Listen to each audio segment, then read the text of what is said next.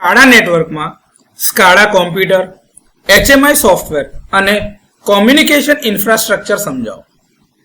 તો SCADA computer એ control centre પર install મુખ્ય કમ્પ્યુટર છે. તેને માસ્ટર ટર્મિનલ યુનિટ એટલે કે MTU અથવા તો સ્કાડા સર્વર તરીકે પણ ઓળખવામાં આવે છે. આને મેઇન ટર્મિનલ યુનિટ પણ કહેવાય છે, જે રિમોટ ટર્મિનલ યુનિટ RTU અથવા તો સબસ્ટેશન પર ઇન્સ્ટોલ થયેલા PLCs માંથી ડેટા એકત્રિત કરે છે.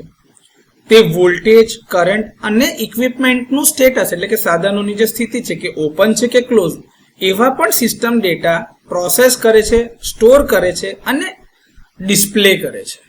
તે સર્કિટ બ્રેકર્સ અને આઇસોલેટર સ્વિચ જેવા ઓપરેટિંગ ઉપકરણો માટે રિમોટ સ્ટેશનોને કંટ્રોલ કમાન્ડ પણ મોકલે છે, એટલે કે ફિલ્ડ કંટ્રોલર્સ સુધી કમાન્ડ મોકલે છે. તો આ તમારું સ્કાડા કોમ્પ્યુટરની કામગીરી છે. HMI સોફ્ટવેર એ ઓપરેટર અને સ્કાડા સિસ્ટમ વચ્ચે એક ઇન્ટરફેસ પ્રદાન કરે છે. તે પાવર સિસ્ટમ વિશે રિયલ ટાઈમની માહિતી ગ્રાફિકલ સ્વરૂપમાં પ્રદર્શિત કરે છે. ઓપરેટર સિસ્ટમના જે પરિમાણ છે એટલે કે સિસ્ટમના જે પેરામીટર્સ છે તે અલાર્મ અને સાધનોની સ્થિતિનું નિરીક્ષણ એ ગ્રાફિકલ સ્ક્રીન ઉપર કરી શકે છે. તે ડેટા લોગિંગ, ટ્રેન્ડ એનાલિસિસ અને અલાર્મ મેનેજમેન્ટ પણ પ્રદાન કરે છે.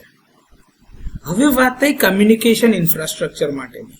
તો કોમ્યુનિકેશન ઇન્ફ્રાસ્ટ્રક્ચર કંટ્રોલ સેન્ટરને રિમોટ ટર્મિનલ યુનિટ અથવા તો PLC અને ફિલ્ડ ડિવાઇસને જોડે છે. તે સિસ્ટમના વિવિધ ભાગો વચ્ચે ડેટા અને કંટ્રોલ સિગ્નલને ટ્રાન્સમિટ કરવા માટે જવાબદાર છે. તે સ્કાડા નેટવર્કમાં રિલાયેબલ અને ઝડપી કમ્યુનિકેશન સુનિશ્ચિત કરે છે. ઉપકરણો વચ્ચે ડેટા ટ્રાન્સફરને પ્રમાણિત કરવા એટલે કે ઓથેન્ટિકેટ કરવા માટે કમ્યુનિકેશન પ્રોટોકોલનો ઉપયોગ થાય છે. સામાન્ય રીતે કમ્યુનિકેશન માધ્યમમાં optical fibre communication, microwave communication, radio communication, ethernet અથવા તો LAN એટલે કે લોકલ એરિયા નેટવર્ક અને વાઇડ એરિયા નેટવર્ક વગેરે સમાવેશ થાય છે. તો સ્કાડા નેટવર્કમાં સ્કાડા કોમ્પ્યુટર, HMI સોફ્ટવેર અને કમ્યુનિકેશન ઇન્ફ્રાસ્ટ્રક્ચર વિશે આ એક બેસિક માહિતી છે.